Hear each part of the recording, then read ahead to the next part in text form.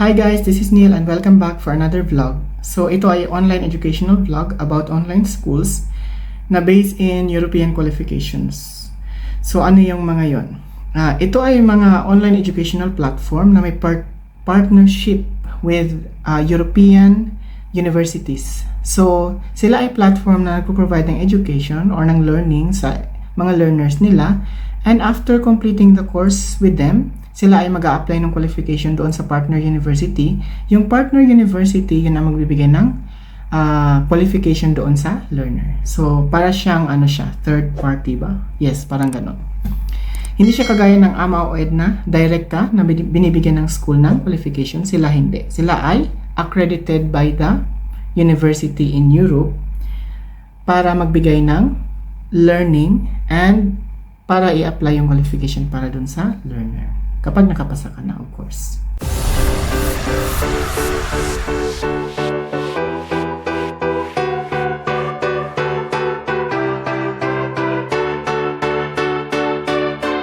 So una is the Athena Global Education or Uni-Athena. Ito ay based in United Kingdom, basically in London. Meron siyang branch sa India at meron din siyang branch sa UAE. So, ang branch kung saan ako naka-enroll is based in UK kasi nasa UK yung aking mga facilitator and mostly ng professor. Meron lang ako isang professor noong time na yon doon sa India. Sa Kolkata siya naka-base. So, kung titignan natin dito, nag-offer siya ng bachelor's degree ng business management lang and National Foundation Diploma in Business Management din and Bachelor of Arts in Business Administration. So, tatlo lang yung ina-offer niya. Nag-offer kasi itong educational platform na ito ng bachelor's, master's, MBA, doctorate, and mga microcredit. So, microcredit is mga postgraduate certificate, postgraduate diploma, or mga undergraduate na diploma, something like that. Pero kung gusto mo kasi talaga na magkuha ng bachelor's degree, dalawa lang ang ina-offer niya. Yun ay una, Bachelor of Arts in Business Administration and Bachelor of Honors in Business Management. So, kung makikita nyo dito nakalagay yung mga school sa down. So, ang Uni-Athena kasi, doon ako nag-aral ng aking Masters in Engineering Management. Masasabi ko na maganda rin ang aking experience sa school na ito. Ang kagandahan lang kasi na nakita ko, kung i-differentiate ko siya doon sa aking previous school sa AMA o ED, rigid talaga yung kanilang research. Ganito kasi talaga sa ibang bansa. Whether naman kasi nag-rigid ka ng research or hindi, nasa sayo pa rin kasi ang learner kung paano mo siya i-apply into the real life world. So, hindi pa rin naka-base doon sa institution actually. Ang kagandahan lang kasi ng pagre-research ng continuous is mas na-well-versed ka doon sa mga terms and gamit ng mga phrases, kung ano yung exact use ng mga words sa lesson. Malaki ang improvement ko doon. So, pagpasa ko ngayon sa yung halimbawa meron kaming SOP, alam ko na kung ano yung ibig sabihin. So, hindi na kailangan explain sa akin. Doon ko kasi mag-improve. Yun ang improvement sa akin. Next is Westford University. So, Westford University is naka-based din yan sa UK. May branch yan sa Sharjah and from what I know, may branch din yan sila sa India. So, and sister company kasi yan ng Uni-Athena. So, ang pinagkaiba lang kasi ang Westford kasi is meron silang college talaga na campus, ang Uni-Athena is wala. So, pure na educational platform lang ang Uni-Athena. And sa Westford kasi, mas marami silang ino-offer na bachelor's degree. So, ito yung top rank bachelor's program nila. Una is Bachelor of Honors in Business with Human Resource Management, Bachelor of Honors in Business with Operations and Supply Chain Management, Bachelor of Honors in Computer Science, Bachelor of Honors in Fashion Design and Communication, in Accounting and Finance, in Media Culture and Communication, in Business Psychology with Human Resource Management, in Business Management, Bachelor of Honors in Sports Business, in Business with International Business Management, Business with Digital Marketing, Business with Finance, and Bachelor of Arts, Honors in Business, and Business Management with Data Analytics. So, mas marami siyang ino-offer kasi ito siya is, mayroon silang online, pwede ka mag part-time and pwede ka mag on-site. So, on-site is physical schooling or face-to-face. So, tatlo kasi ang option nila. Unlike yun ni Athena na doon ka lang talaga sa online or part-time. Dalawa lang. So, hindi ka pwedeng mag face-to-face dahil wala silang available na option nun. And next is Stafford Global. So, ang Stafford Global, alam ko lang yan kasi nakikita ko sa mga advertisement and yung boss ko kasi is dyan kasi nagbe-base, dyan siya nag-aaral. So, ang Stafford Global is based in Ras Al Khaimah, UAE, pero ang mga qualification yan is sa UK University din. So, dito, marami silang subject na in-offer for bachelor's degree, mga BS honors din yan. So, merong computing degree, finance degree, healthcare degree, HR degree, management degree, marketing degree, psychology degree. So, ito yung mga universities na nag-offer niyan. So, Edinburgh, Napier University, University of Dundee, University of Leicester, University of Derby. So, yan lahat ng mga yan is UK-based university yan. So, sila yung nagbibigay ng partnership na accreditation dito sa Stafford Global. So, kung natapos ka, hindi Stafford Global lang iyong magiging qualification kundi under doon sa mga university. So, yan yung isa sa mga option. Next is, ito yung fourth one sa The Filipino Institute. Kaya lang, hanggang ngayon nga, hindi pa updated yung website niya kasi based on what I know, nagkaroon ito ng issue sa UAE.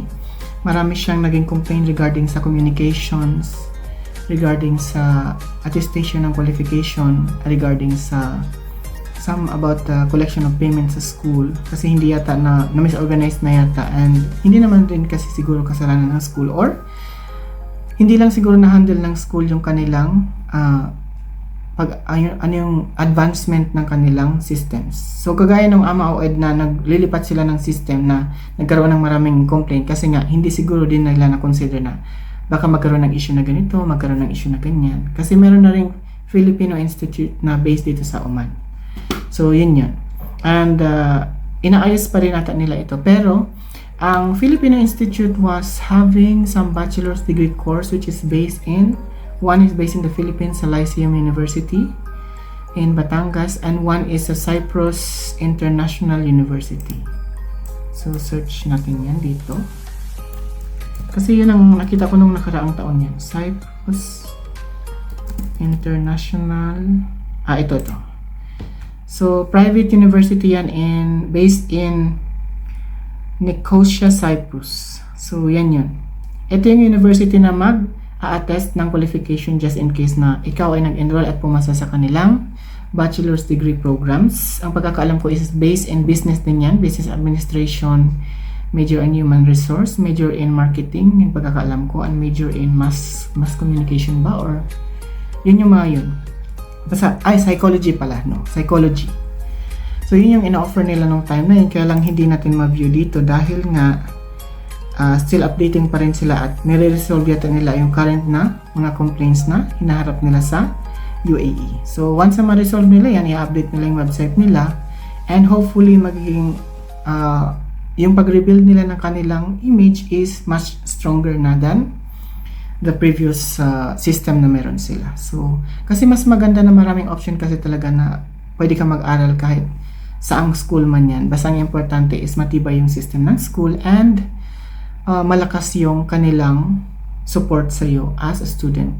So, yun yung pinaka-importante para sa akin. Kasi sa AMA-OED, dito tayo sa sharing experience again. Sa AMA-OED kasi, based on experience din naman since kapag kailangan ko ng support nila, nandiyan naman sila.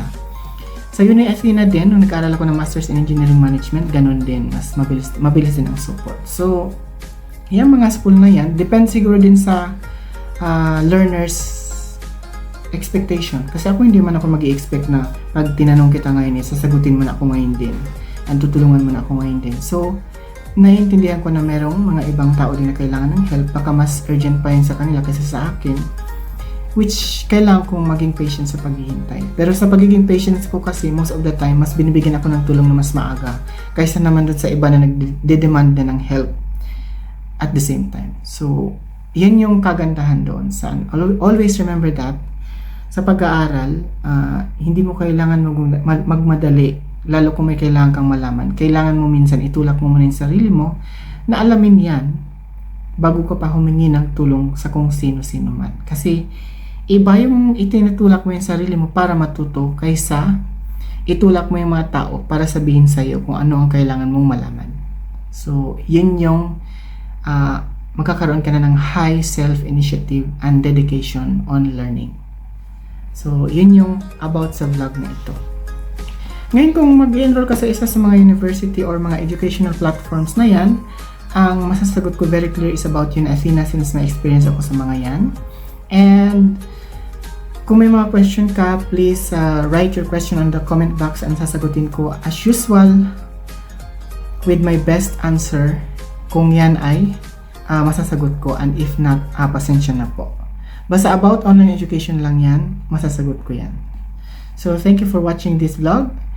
Please don't forget to share this vlog to your friends or family members or acquaintances na naghahanap ng educational platform where na gusto nila mag-enroll to achieve their educational goal. Bye!